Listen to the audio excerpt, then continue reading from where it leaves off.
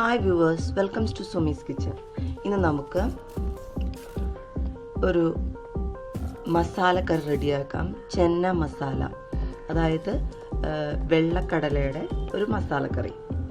അതിന് വേണ്ടിയിട്ട് സവാള ഒരെണ്ണം എടുത്തിരിക്കുന്നു, മഞ്ഞൾപ്പൊടി, ഇതിൽ പച്ചമുളക് ഒരു 6 പച്ചമുളകാണ് ഞാൻ എടുത്തിരിക്കുന്നത്, ഒരു തക്കാളി, 2 ക്യാരറ്റ് ചെറുതായിട്ട് നുറുക്കിയത്, തേങ്ങാപ്പാൽ, ഒരു 1/4 മുറി തേങ്ങയുടെ തേങ്ങാപ്പാൽ, 1-ാം പാലും 2-ാം പാലും.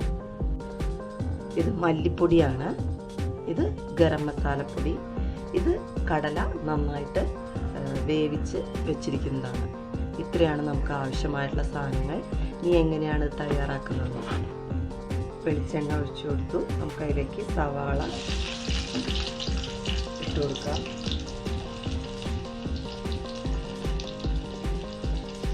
അതോടൊപ്പം തന്നെ പച്ചമുളക് ഇതൊന്ന് വഴറ്റാം. നമുക്ക് തക്കാളി ചേർത്ത് കൊടുക്കാം. അതിൻ്റെ ഒപ്പം തന്നെ ക്യാരറ്റും ചേർത്തിളക്കാം. ക്യാരറ്റ് നമ്മൾ വേവിച്ചിട്ടില്ല. ഇതിലേക്ക് പൊടികൾ ചേർക്കാം. മഞ്ഞൾപ്പൊടി 1/2 ടീസ്പൂൺ, മല്ലിപ്പൊടി 1 ടീസ്പൂൺ, ഗരം മസാലപ്പൊടി 1 ടീസ്പൂൺ.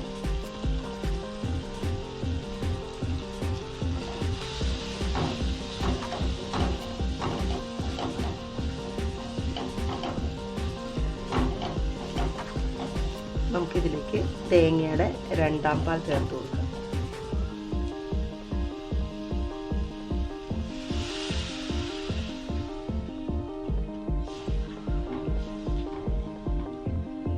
ഇത് ഉപ്പ് ചേർത്ത് നമുക്കൊന്ന് മൂടി വെച്ച് വേവിക്കാം. നമ്മുടെ ക്യാരറ്റൊക്കെ വെന്ത് കഴിഞ്ഞു. നമുക്കിനി അതിലേക്ക് നമ്മൾ വേവിച്ച് വെച്ചിരിക്കുന്ന കടല ചേർത്ത് കൊടുക്കാം.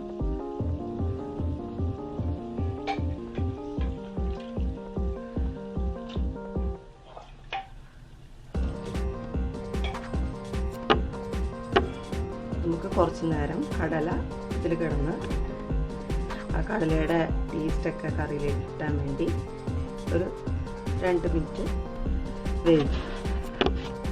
നമുക്കിതിലേക്ക് 1-ാം പാൽ ഒഴിച്ചു കൊടുക്കാം.